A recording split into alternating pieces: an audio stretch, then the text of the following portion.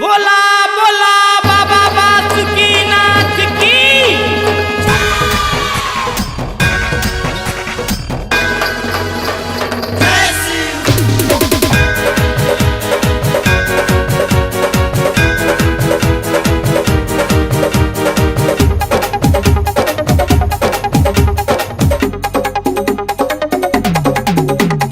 चढ़ते सवन मोरा हथवा तू खेला भांग पियत पियत राउर मन न भरेला मन न भरेला मन न भरेला। चढ़ते सवन मोरा हथवा तू खेला भांग पियत पियत राउर मन न भरेला। ए स्वामी जी काहे ना हमरा पे तरस आवेला। ए स्वामी जी काहे ना हमरा पे तरस आवेला।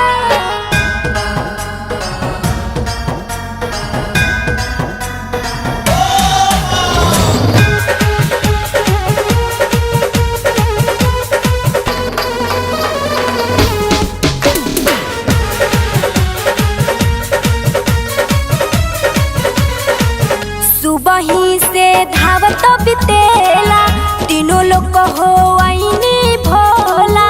जंगल पहाड़ में खोजनी खाली लेके आईनी झोला खाली लेके आईनी झोला। सुबही से धावत बितेला तीनों लोग हो आईनी भोला।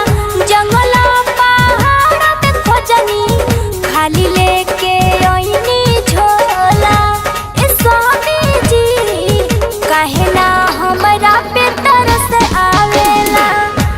ए स्वामी जी काहे ना हमरा पे तरस आवेला।